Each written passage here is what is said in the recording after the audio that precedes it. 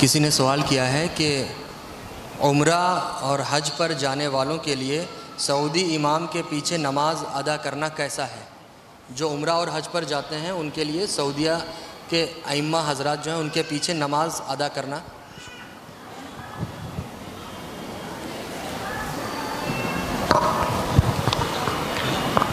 میں سوچتا ہوں کہ ایک ایسا ضابطہ میں آپ کے سامنے رکھوں کہ اس سوال کا جواب ایک جاہل بھی دے دے. کسی جاہل، کسی سنی جاہل سے بھی پوچھو گے تو اس سوال کا جواب وہ دے دے. تو میں سوچتا ہوں ایک ایک کا نام لے کے فلاں کے پیچھے فلاں کی کرنے کی ضرورت نہیں. ایک قاعدہ میں بتا دوں، شریعت کا ایک قاعدہ میں بتا دوں. ایک بات یہ بتائیے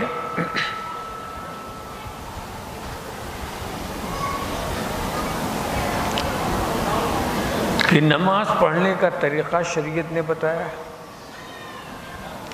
کس کی اقتداء کی جائے نہ کی جائے اس کے احکام شریعت نے بتایا. اسے کچھ اصول ہے نا.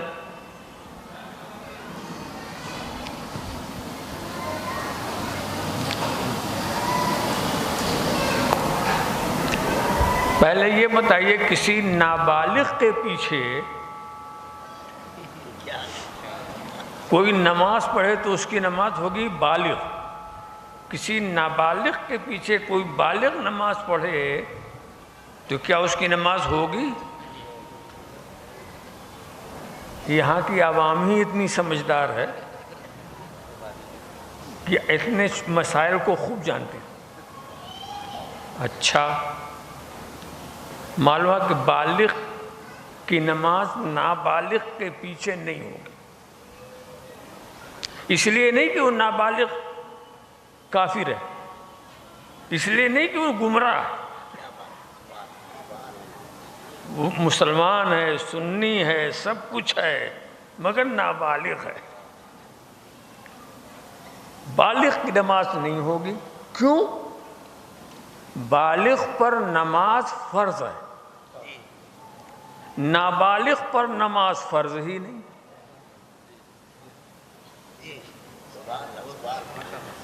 تو جس پر نماز فرض ہے اس کی نماز اس کے پیچھے نہیں ہوگی جس پر نماز فرض ہی نہیں.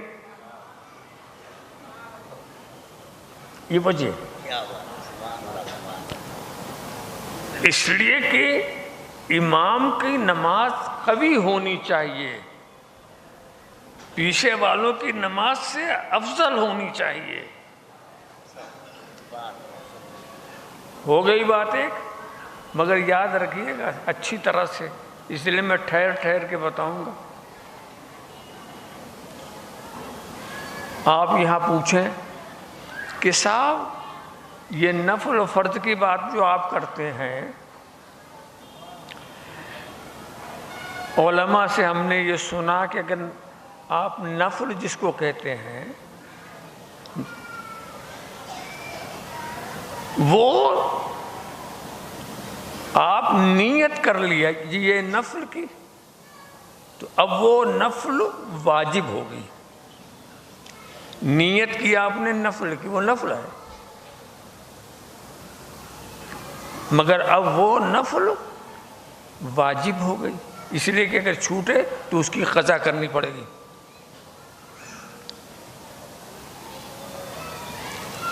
سمجھ؟ تو نابالغ بھی اگر نماز پڑھتا ہے اس پر فرض تو نہیں ہے، مگر نیت کر لیا تو اوسط واجب ہو. ارے بھائی اس کے اپنے واجب کرنے کی بات اور ہے اور خدا کا کسی کو فرض بتانے کی بات اور ہے.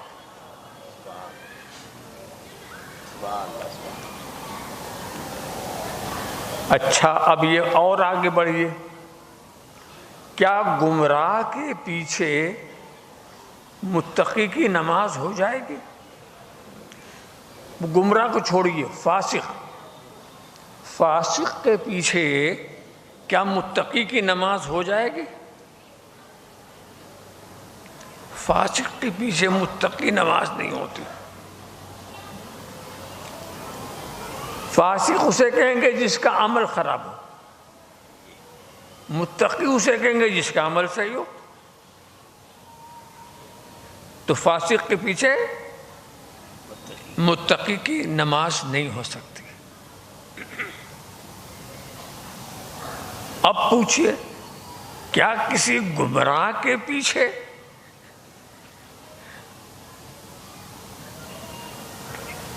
کسی ہدایت یافتہ کی نماز ہو سکتی ہے؟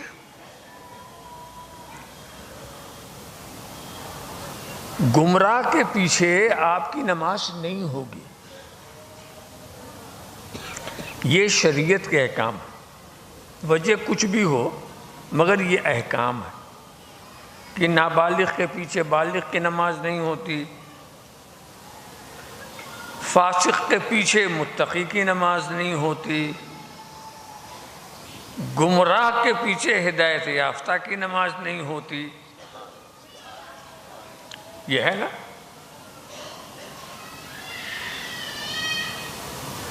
اب انصاف سے آپ ہی بتائیے، اس لیے ہم نے کہا کہ اس کا جواب آپ ہی دیں گے۔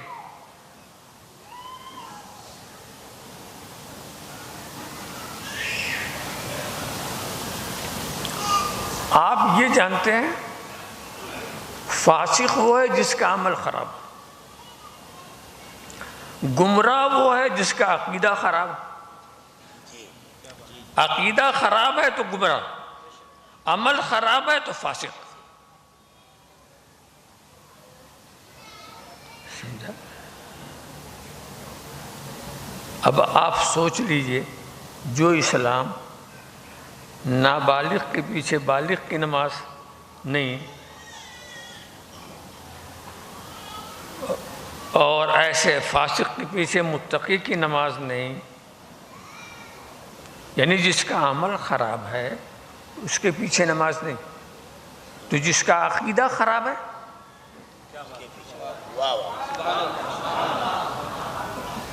عمل خراب تو نماز نہیں، عقیدہ خراب ہو تو وہ نماز نہیں، اس کی نماز نہیں۔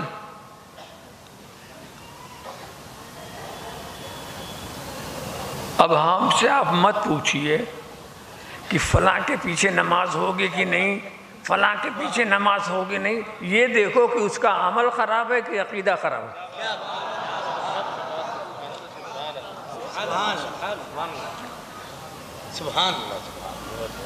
اگر عقیدہ خراب ہے تب تو نہیں ہوگی۔ اب سعودی عرب والوں کے بارے میں آپ پوچھ رہے ہیں،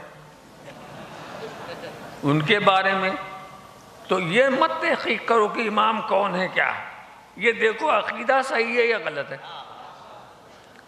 اور میں وہ عقیدہ بتاؤں گا جس کا انہیں اعتراف ہے۔ میں کسی کے سر پر عقیدہ وہ نہیں تھوپوں گا، نہیں کہ اس کا وہ عقیدہ نہ ہو اور میں کہوں اس کا یہ عقیدہ، تھوپوں گا نہیں، جس کا اسے اعتراف بھی ہو۔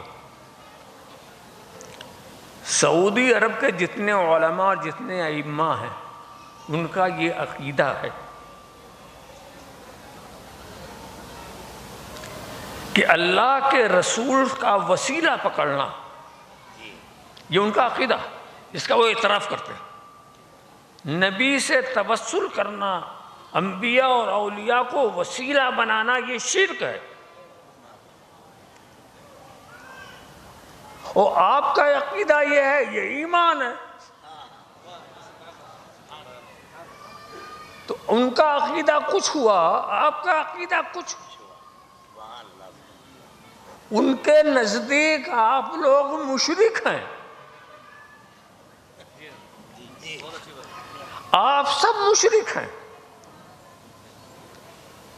جو نبی کا وسیلہ پکڑتے ہیں، جو اولیاء کا وسیلہ پکڑتے ہیں، جو آستانوں بزرگوں کے آستانوں پر جایا کرتے ہیں، یہ ان کے اس عقیدے پہ سب مشرک ہیں۔ تو آپ سوچیں، جو آپ کو مشرک سمجھتا ہو اس کے پیچھے آپ نماز پڑھیں گے؟ سبحان اللہ سبحان اللہ سبحان اللہ. میں اس میں ایک علمی نقطہ بتا دوں، اور اگر آپ نہ سمجھیں گے تو یہاں اتنے علماء کرام ہیں وہ سمجھا دیں گے آپ کو. علمی نقطہ یہ ہے کہ یہ سعودی امام کا عقیدہ توسل بالانبیاء و توسل بالاولیاء یہ حرام ہے. یہ ان کا عقیدہ ہے، یہ ان کی کتابوں میں بھی ہے، اور ان سے پوچھو تو بتائیں گے بھی کہ ہاں ہم یہ مانتے ہیں. یہ ان کے سر تھوپا نہیں جا رہا. اچھا، تو جب ان کے نزدیک آپ مشرک ہیں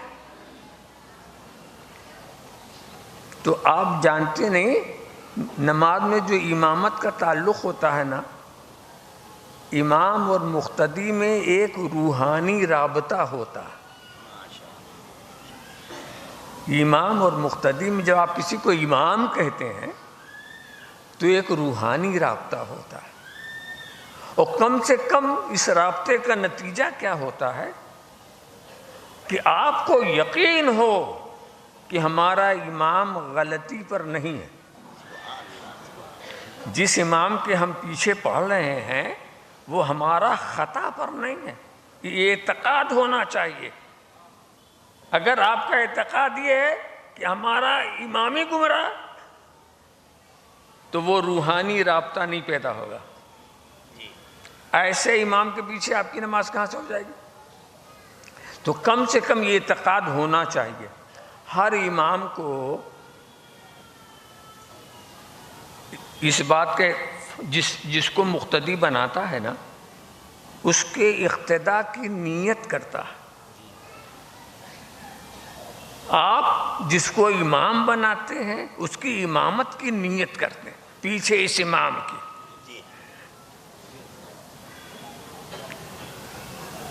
اور وہ آگے ان مقتدیوں کے، تو ان کے مقتدی ہونے کی نیت بھی امام کرتا ہے، اور اس کے امام ہونے کی نیت پیچھے والے مقتدی کرتے ہیں. اگر وہ نیت نہ کریں تو نماز نہیں ہوگی. کوئی ہمارے پیچھے آ کے کھڑا ہو جائے، ہم اس کی اقتداء کی نیت نہ کریں تو ہم اس کے امام نہیں، وہ ہمارا مقتدی نہیں. ایسے کھڑے ہو جانے، ہمیں نیت کرنا ضروری ہے. وہ نیت کرے کہ ہم اس کے امام ہیں، ہم نیت کریں وہ ہمارا مقتدی ہے، تب تو معاملہ ٹھیک ہے. مگر اس میں کسی کی نیت میں گڑبڑی ہو گئی تو نماز نہیں ہوگی. اب یہ بتاؤ، سعودی امام جو توسل بالانبیاء توسل بالاولیاء کو شرک بتاتا، وہ ایسوں کو اپنا مقتدی کیسے بنائے گا؟ وہ ایسے کو اپنا مقتدی کب بنائے گا جو توسل کے قائل ہے؟ اس لیے کہ اگر مشرک کو اس نے اپنا مقتدی بنا لیا تو وہ خود مشرک ہو گیا.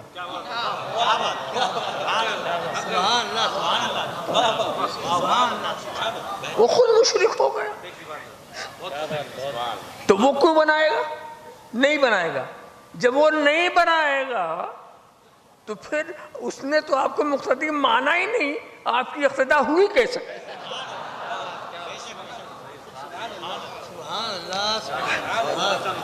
اگر وہ مان لے تو مشرک وہ ہوتا، نہ مانے تو نماز آپ کی جاتی. تو ایسے کے پیچھے کیوں کھڑے ہوتے ہو کہ نماز پڑھ کر بھی نماز نہیں پڑھی؟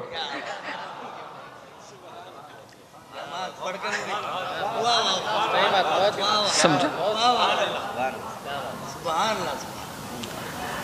اگر یہ مسئلہ آپ کے ذہن میں بیٹھ جائے تو آپ خود ہی جواب دے لیں گے. اس سوال کا جواب دے لیں گے تو اس میں کسی ہر گمراہ کے لیے ہی بات کہی جا سکتی ہے. کسی کا خاص نام لے کر کے وضاحت کرنے کی ضرورت ہے نہیں. میرے خیال میں آپ نے اپنا جو سوال کیا اس سوال کا جواب سمجھ میں آ گیا ہو گیا آپ کے، اور وہ کیوں ہے وہ بھی. وہ کیوں ہو؟ وہ بھی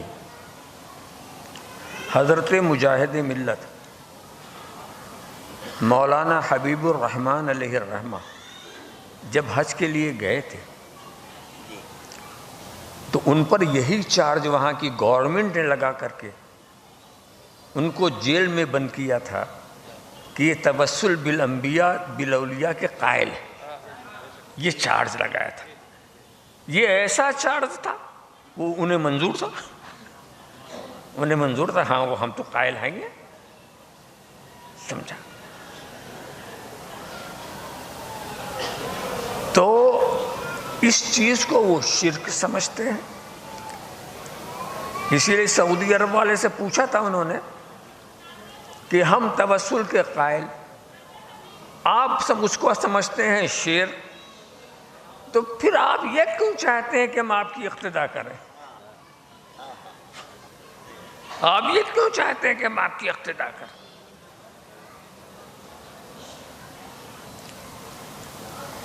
یہی الزام رکھ کر کے ان کو قید کیا گیا. تو پتہ چلا یہ ان کا عقیدہ.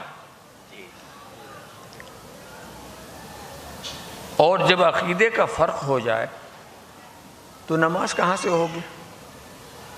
رب تبارک و تعالیٰ، یہ صحیح ہے جماعت سے نماز پڑھنا بڑی فضیلت کی بات ہے، مگر وہ جماعت صحیح ہو.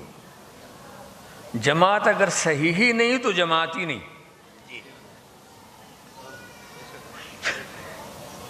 تو اس نقطے کو ذہن میں رکھیں. اور اس سرزمین میں اگر کوئی ایک نماز بھی آپ کی قبول ہو گئی تو اس کو اللہ کا فضل سمجھے. اصل میں نماز سے اللہ کی عبادت مقصود ہے، اس کو راضی کرنا مقصود ہے. اور اللہ کو راضی کرنا ہے تو اپنے بنائے ہوئے اصول سے نہ راضی کرو. ہم جیسے چاہیں وہ راضی ہو جائے، بلکہ اسی سے پوچھے تو کیسے راضی ہوگا.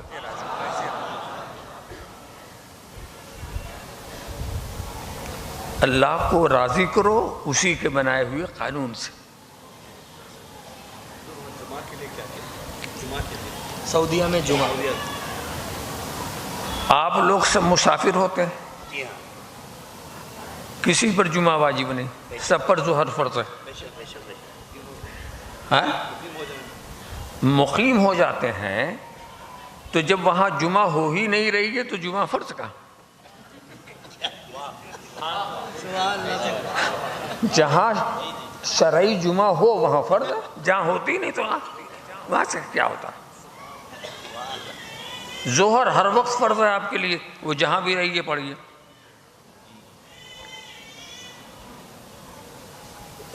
اور جماعت کا معاملہ وہ اپنا الگ جماعت اگر مسجد میں نہیں کر سکتے تو گھر میں کر لیجئے، ہوٹل میں کر لیجئے، کہیں بھی کر لیجئے. جماعت کرنا ہے نا.